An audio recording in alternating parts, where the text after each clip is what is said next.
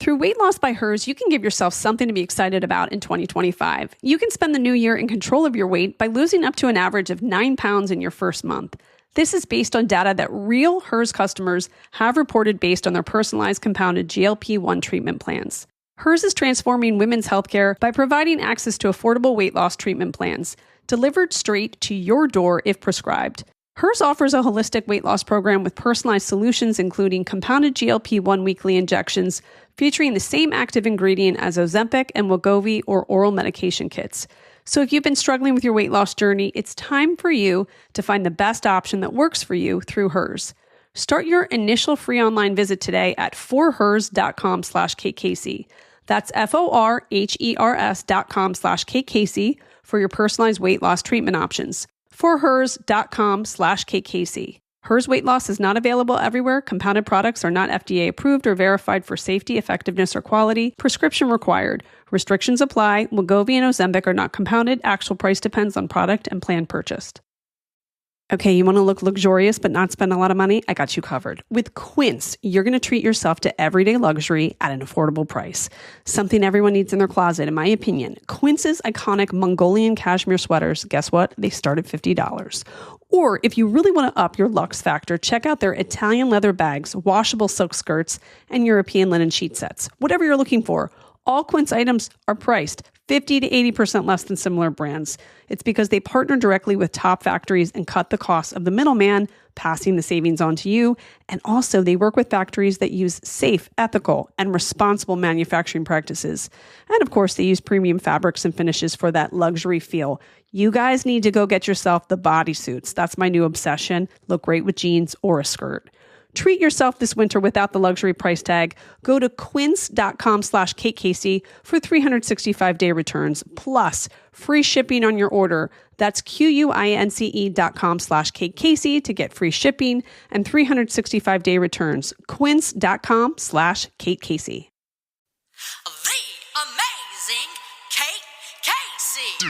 Welcome back for another episode of Reality Life with Kate Casey. Today's episode is about American Manhunt, O.J. Simpson, which you can stream today on Netflix. This documentary series investigates the shocking murder case that became a cultural phenomenon. Nicole Brown Simpson was the 35-year-old ex-wife of former NFL star and media personality O.J. Simpson. She and her friend Ron Goldman, age 25, were brutally murdered outside of her Los Angeles townhouse at approximately 10 o'clock p.m. on the night of June 12, 1994. As they were savagely killed, Nicole's 2 children slept upstairs. Authorities soon named O.J. Simpson as their primary suspect, and as one would expect, the murders turned into a media frenzy. Both bodies were lying in the narrow passageway that stretched between her front steps and the front gate. The medical examiner's report indicated that the wounds were consistent by an attack by a strong man. Ron Goldman was stabbed 20 times, Nicole stabbed 12 times, the fatal wound nearly severing her neck. Nicole and O.J. began their relationship when she was 18, and it was abusive from the beginning. In 1989, police responded to a 911 call and found her beaten and bloodied. He pled no contest to spousal abuse, and she filed for divorce in 1992, later moving to a condo in the same Brentwood neighborhood, and they tried to reconcile several times. The night of the murder, Nicole had dinner at the restaurant where Ron Goldman worked. Her mother had forgotten her glasses. Ron offered to drop them off on his way home from work, in an incredibly unfortunate case of being in the wrong place at the wrong time. Between 10:41 and 10:45 p.m., Brian Cato Kalin, a house guest at Simpson's Rockingham mansion, located just a few miles from Nicole's home, heard 3 loud noises from the opposite side of the wall and went out to investigate. 10:50 and 10:55 p.m., a neighbor noticed Nicole's white Akita by itself, barking with bloody paws. At 11:01 p.m., after waiting since 10:25 p.m., limousine driver Alan Park saw O.J. Simpson exit his house, and a few minutes later drove him to Los Angeles International Airport for a flight to Chicago, in which he departed at 11:45 p.m. At 12:01 a.m., Nicole's dog led neighbors to the bodies of Ron and Nicole, which were lying near the gate. At 4:15 a.m., O.J. Simpson checked into a hotel in Chicago. At 4:30 a.m., police arrived at his Rockingham mansion to inform him of Nicole's death, but instead discovered his blood-stained Bronco and a bloody glove matching one found near Ron Goldman's body. At 10:45 a.m., armed with a search warrant, the police searched his mansion and found additional blood traces on the property, including inside of his Bronco.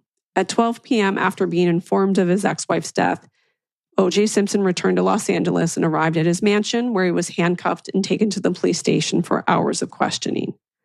On June 16th, he attended Nicole's funeral, and others noted he seemed to be in a daze. The following day, June 17th, he was officially accused of the murders. Despite initially promising to surrender to authorities, he fled and he became a fugitive. He was later spotted off the freeway in a white Ford Bronco with his friend Al A.C. Cowlings driving. And fans began to line the freeway to show support. As helicopters tracked his Bronco, an estimated 95 million people watched the 60-mile chase on TV, famously interrupting the broadcast of the NBA Finals. In phone calls with authorities via a mobile phone in his Bronco, he repeatedly said he wanted to be with Nicole. He eventually surrendered at his house shortly before 9 p.m. and was arrested and jailed without bail. A month later, he asserted that he was completely unequivocally and entirely not guilty of the murder charges. Judge Lance Ito was assigned to preside over the case. Blood evidence in the O.J. Simpson trial included DNA from his home and also found at the crime scene. The prosecution also found blood in his Bronco and on the driveway of his Rockingham home. DNA also included O.J. Simpson and Nicole Brown Simpson's DNA found on a pair of socks in Simpson's bedroom with blood on it, blood found in the foyer and master bedroom of his home. A bloody shoe impression of the Bronco carpet was consistent with a size 12 shoe, which he also wore. There was blood on his driveway. Blood was dropped near shoe prints at Bundy, where Nicole lived, and the blood type matched O.J. Simpson's. And he had fresh cuts on his left hand the day after the murder. His criminal trial is considered one of the most notorious criminal trials in American history. The Los Angeles District Attorney's Office was led by Marcia Clark and Christopher Darden, and they emphasized that domestic violence had occurred prior to and after their 1992 divorce as a motive for murder. The attorneys representing Simpson, known as the Dream Team, included F. Lee Bailey, Sean Chapman Hawley, Robert Shapiro, Alan Dershowitz, and Robert Kardashian, the latter of whom was his longtime friend, and Johnny Cochran, who later became the defense team's lead attorney. The defense was largely based on the grounds that evidence had been mishandled and that many members of the LAPD, the Los Angeles Police Department, were racist, particularly Mark Furman, a detective who allegedly found a bloody leather glove at Simpson's home.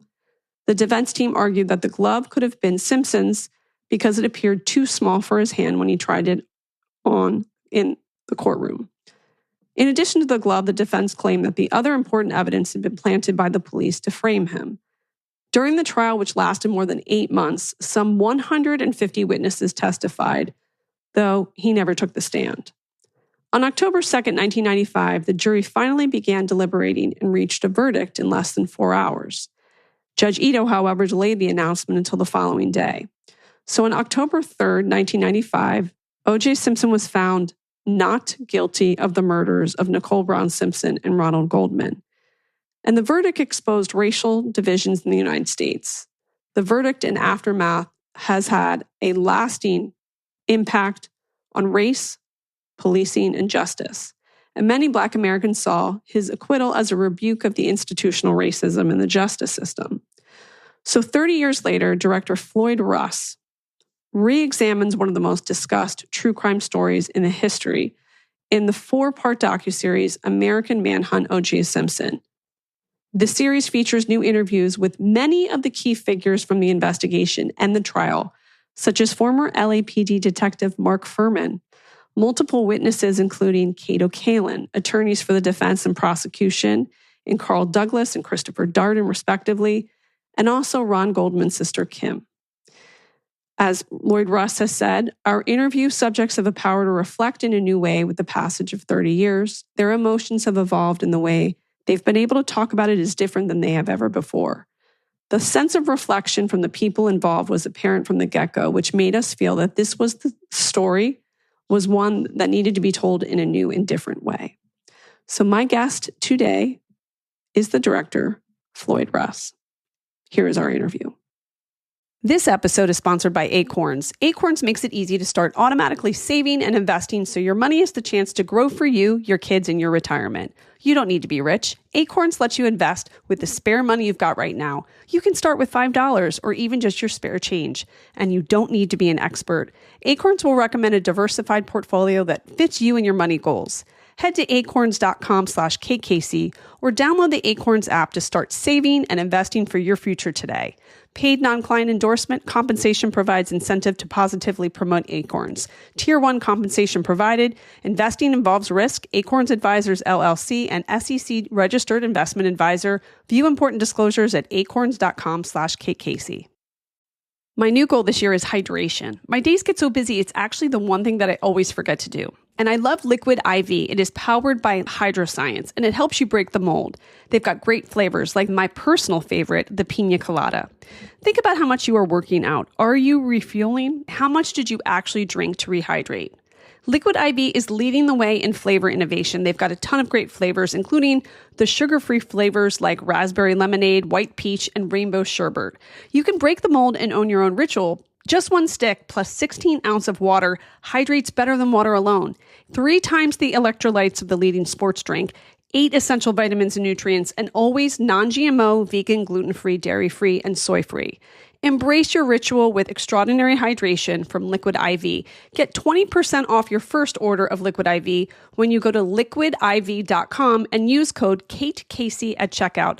That's 20% off your first order when you shop Better Hydration today by using promo code KateCasey at liquidiv.com. Floyd, this is quite a project. First of all, welcome to the show. Thank you for having me. Thanks for the kind words. Okay. The first thing I'm wondering as I begin this, and let me first say, this was so well done. I thought I had watched everything that has ever existed about this trial. And somehow you made a project that featured everyone you can even imagine that was involved, but also bring to light new information that I had never even been aware of, and actually help me look at some of the parts of this story in a new and different way. So congratulations on a job well done. And yes, welcome to the show. Awesome. No, I mean, it's exciting because it comes out, on the 29th and not a lot of people have seen it. So this is one of the first reactions I've even gotten, and it puts a big smile on my face because it's always like, it's a daunting story to tell and retell and bring fresh information, but at the same time, tell the A to Z of it so that people feel like it's not something they've seen before. And, I really hope that it finds the old audience that think they know the story, but also a huge new audience that doesn't know what happened back then. Well, I really loved what you did with the Boston Marathon bombing. And it feels similar in that way, in the way that it comes from a new, like sort of a fact-based angle. You go through every piece with such precision. I wondered how you decided to put it into 4 different parts and how difficult that may have been, given the amount of information that you have to go through. Yeah. Before starting the project, it was all about how are we going to tell this story in a new way or in a way that's going to engage, especially a younger audience. It was always very clear that, this is about the murder first. 2 people lost their lives, Ron Goldman and Nicole Brown Simpson. And then the entire thing blows up, balloons, gets twisted and turned upside down and all around with someone like O.J. Simpson entering the picture, as some say, the most famous person ever in America to be accused of murder.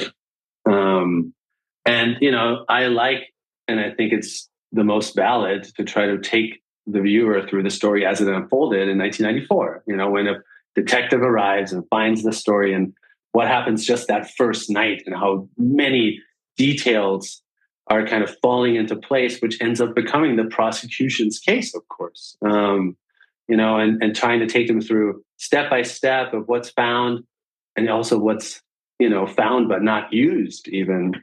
and then ultimately continuing that timeline as much as possible. But as we do that, we discover, of course, we need to hit the brakes. We need to give the audience context of who is O.J. Simpson. Why is LA in 1994 charged with a divide between the LAPD and the citizens, especially Black citizens? So we have to give historical context, and to do that in a way that feels like, is not a reporter or a book. It needs to feel like something that you're experiencing. So that was, what I wanted to achieve with the series, with the show. How hard was it to get all of the participants to be involved? And the second part is, how easy or difficult was it to get access to all of the court files and all of the ancillary information that is necessary to tell the story? Yeah, I mean, archival wise and court files wise, everything's been pretty released at this point. So it was more a matter of like how much there is. There are so many books written on this. So, it's a matter of like, we need to read every book that's pertinent. We need to look at every conspiracy theory so we can discredit it or either see if it has some legs. We need to, make sure that if one person's given a platform to talk, what's the counterpoint? Does it check out? Can somebody back that up? It's very similar to, in a sense, like what the lawyers have to do when they approach a case, right? A documentarian is pretty similar to what they need to do in telling like a historical context story like this. So that part is just a matter of like, a lot of grease and sweat and time and research with a great team and archival producers and field producers and assistant producers. But, the daunting task of this story is the fact that like, it is a story that a lot of people are haunted by. When I mean the subjects, like it's, the cops even are hesitant to talk about it because it shows the pitfalls within the LAPD. The prosecutors are hesitant to talk about it because they've, botched the case, you could say. Mm-hmm. The defense attorneys are high profile, opinionated people. So they're very hard to get for the case and often don't want to give you their time. So honestly, that was one of the hardest parts of the project, is getting people to sit and talk about it. And it took months and months to say, we have this person, we need you. When can you come? Oh, I'm only available this time. I'm only going to give you this time. I think we ended up with a great cross-section that feels really fairly balanced, but it was definitely a very tricky subject. Well, the first thing I thought was, I can't believe they got Mark Furman. Because first, it's jarring to see him on camera because he obviously has aged quite a bit since then. But I mean, this has been incredibly damaging to his career and life. And I was surprised that he would be willing to talk about it. Was he one of the hardest people to convince? He was one of the hardest for sure. It was a lot of back and forth, and I thought it was very interesting. So eventually Mark told us, like, I'll come out, but you have to also interview my partner from back then, Brad Roberts. And we were all like, who the heck is Brad Roberts? Like, it was this like very interesting moment of like, who's Brad Roberts? Because Brad Roberts, who's not in much of the documentary because he's played a small role and he never testified. He plays, he was his partner that night. He was his new partner, but he corroborates most of the things that happened that Mark says. So, Mark is a controversial figure. And you don't really, you can't trust him, right? Because he lied under oath. Like, who's this guy? But the fact that his partner comes out and backs him up in terms of all of this evidence that they say they found that was never used and never collected, I thought was very interesting. And that's why Mark wanted to come out. He wanted to make sure that that's also talked about. Mm. And we told him, like, we'll talk about that. Let's sit down and talk about everything. But you have to also talk about what happened in the trial, what happened in your past. You have to confront, all those things. And thankfully he agreed to do both, because he wouldn't have just come and just talked about the trial or why he pleaded the fifth. He's not, I thought that was interesting. He didn't just want to come defend himself. He wanted to, in a way, point a finger to what else was botched. Yeah. Maybe he's taking the spotlight off himself by doing that. But I think that's new information that's relevant to all viewers. And then also the juror, I kept wondering, how in the world were you able to convince them? Because people are still so emotional about this case. It's been 30 years. And one would think typically that with time, people provide more grace. Yeah. And I kept thinking she's putting herself in a position where people who are so enraged by what the verdict was, and the fact that she's very much still firm about her decision, was it hard to convince her? So with the jury, one thing that people have to remember, the jury was in total, more than 20 people, right? Because they had the jurors and the backup jurors. And this case was so complicated that they went through all of the jurors. They dismissed so many jurors that all the backup jurors were used. And I bring it up because we tried to reach out to every single juror. We wanted to get as many jurors as possible. And Yolanda was the only person that agreed to be a part of the documentary. And I'm sure a lot of people are old. A lot of them are deceased. Some people we couldn't even track down. Okay. So it's not like we had an option of 20 people. She's the only person that agreed to it because I think, in a way she is able to talk in an understanding way to help people contextualize why they made that decision. I always think look, people are going to blame the jury. They're going to say they weren't reasonable. They weren't right. They were biased. Are you going to let people point the finger at you, or are you going to give people your point of view so that the audience can judge you and judge fairly, Yeah. And by Yolanda coming, I think it gives them, it makes them see the jury as human beings. Human beings make mistakes. Human beings have points of view. Human beings probably are biased. A juror's role and job sometimes is so challenging that the question really is could anybody else have done differently? You can say that 30 years later, but can you say that if you imagine being in that trial sequestered for 9 months? That I think Yolanda brings to the table. She brings a humanity and a fairness to who the jurors were. And I think you can also understand why the verdict came so quickly when you put into context, as you just did, the length of time that they had really devoted themselves to this case. The agent Mike, he's going to probably haunt me for quite some time. When he talks about convincing OJ not to take the arthritic medication and what happened with the glove, was that one of the moments where your team had their jaws open? For sure. I mean, Mike is, and everybody, in the documentary is a very complicated character. Sometimes I compare the whole thing to a Shakespeare story because it's just full of tragedy and people falling from their pedestal. But with Mike, it's interesting because in a way he almost feels like a villain at times, where he's helping this guy get away with things that you shouldn't get away with. And then at the same time, it's his best friend. It's his idol. He's it's this really weird. And his client, let's not forget that. His client. He's trying to hang on to this thing that he doesn't want it to go away. But ethics are thrown out the door so fast when you involve personal, relationships and love, especially, right? The idea of the person that I love could have never done this. And the evidence doesn't even matter, right? So that is Mike's biggest, fault, so to say, that you blinded yourself to want to see something, so to say.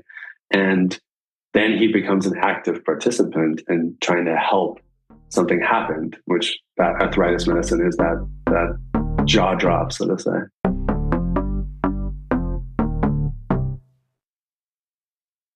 As you write your life story, you're far from finished. Are you looking to close the book on your job? Maybe turn a page in your career? Be continued at the Georgetown University School of Continuing Studies. Our professional master's degrees and certificates are designed to meet you where you are and take you where you want to go. At Georgetown SCS, the learning never stops, and neither do you. Write your next chapter. Be continued at scs.georgetown.edu/podcast. Behind those cozy nights at home, thousands of employees at BP go to work every day. People producing more U.S. natural gas. People building grid-scale solar capacity. People turning landfill waste gas into pipeline-quality renewable natural gas. And people delivering all of that power where it's needed. They're part of the more than 300,000 jobs BP supports across the country. Learn more at bp.com/investing in America.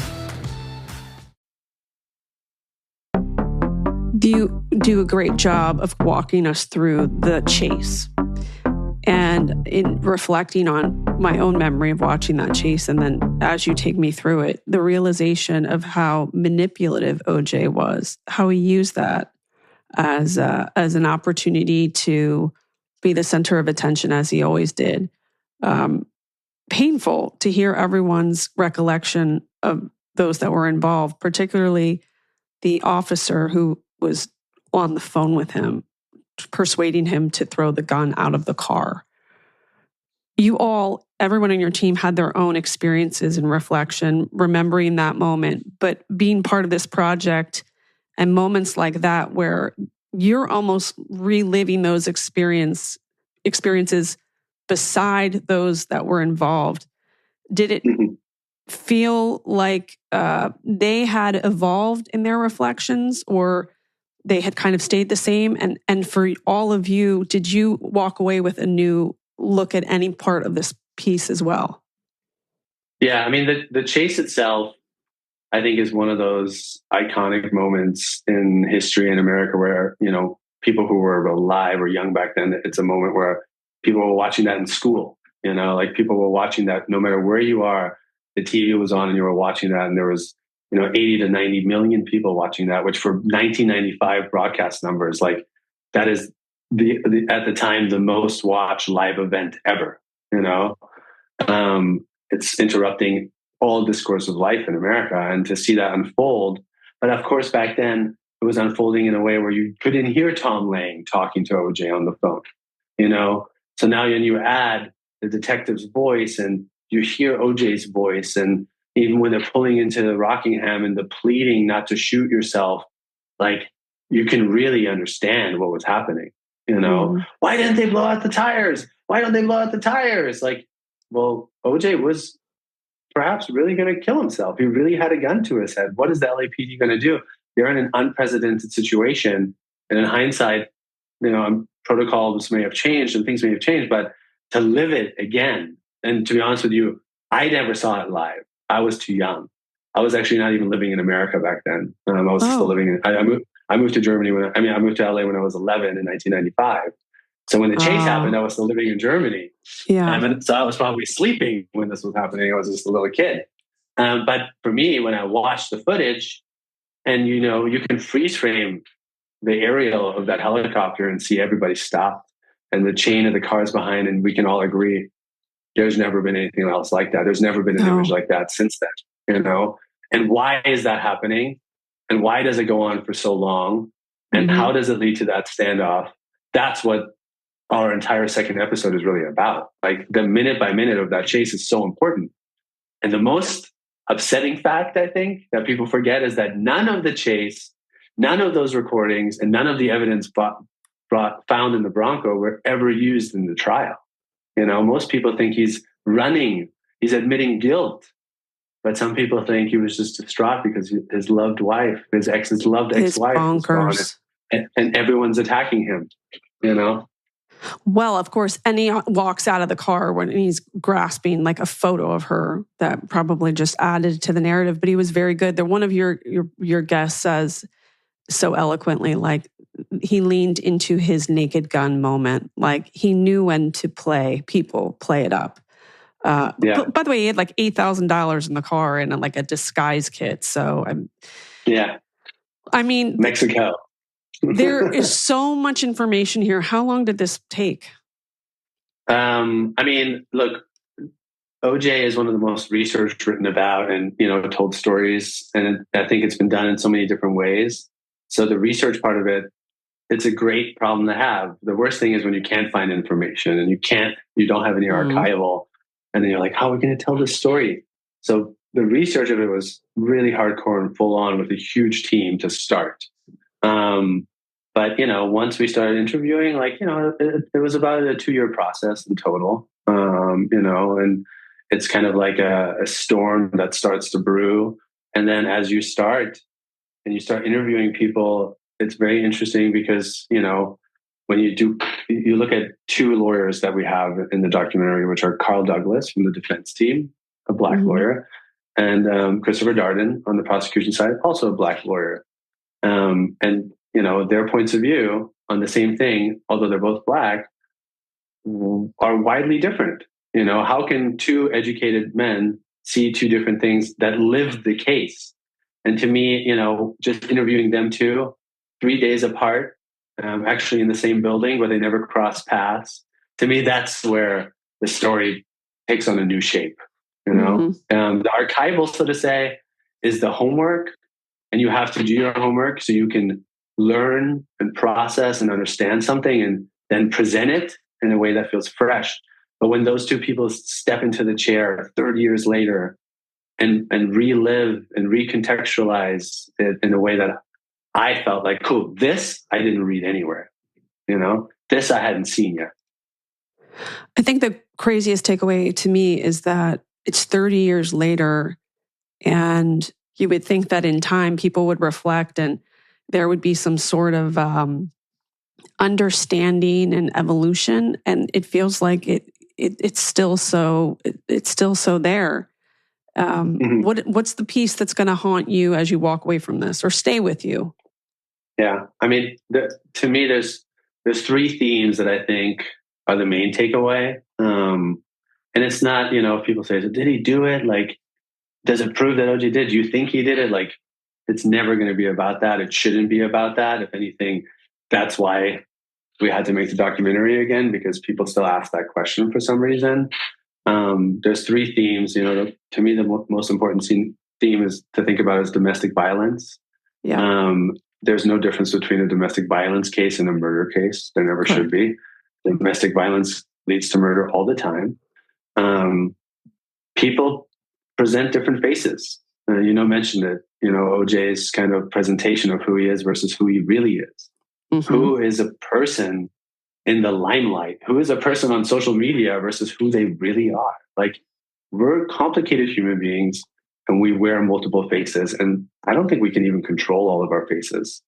And then, of course, the third theme, which is, you know, huge, is, you know, race. And when you talk about bias and, you know, what race and how race is brought into this trial and how valid it is when we should critique the LAPD and you know, any governing organization, to be honest with you, but how it can be manipulated by people and individuals. And, you know, is that okay? And what makes it okay versus, you know, is there a hardline answer? I can't answer all those questions, but those are the three themes that make this story one that, you know, makes it one why we have to tell it again, because it does. That landscape of those three themes have changed so dramatically in the last 5 to 10 years, you know? And that's why I'm excited for people to see it, you know, and talk about it in a new way. Well, they called it the trial of the century, and it certainly still holds up because we're still talking about it, right? Yeah. Well, True. This was really, really well done. You really did a great job. I can't even imagine how hard it is. Congratulations to you and to your team. And I'm grateful for your time. So American Manhunt, O.J. Simpson airs January 29th on Netflix. Thank you for your time. Thank you, Kate. Thanks for having me. And hopefully people check it out. The amazing Kate Casey. I want to thank my great guest, Floyd Russ, and remind you to click subscribe, leave a 5-star review, click that follow button wherever you listen to this podcast. And also, if you're on Apple Podcasts, scroll down, keep scrolling down until you see the 5 stars, click 5 stars and leave a review. You can also join the Facebook group, Reality Life with Kate Casey. My What to Watch list is available at katecasey.substack.com. And bonus episodes, extra episodes by going to Patreon, patreon.com/Kate Casey. And finally, please follow me on social media. I'm on Instagram at @KateCaseyCA, TikTok, it's Kate Casey, and Twitter, Threads, and Blue Sky at Kate Casey. Check back tomorrow for an all-new episode.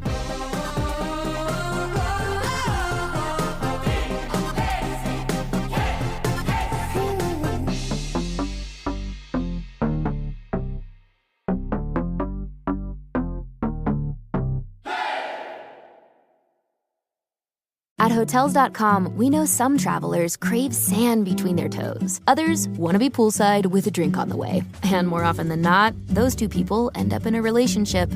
With the Hotels.com app, compare properties side by side across amenities like pool and ocean view. Compromise isn't so bad when you're holding a Mai Tai by a pool with an ocean view, agreeing that, yeah, this is better than finding sand in awkward places for 3 days. Book now in the Hotels.com app and find your perfect somewhere.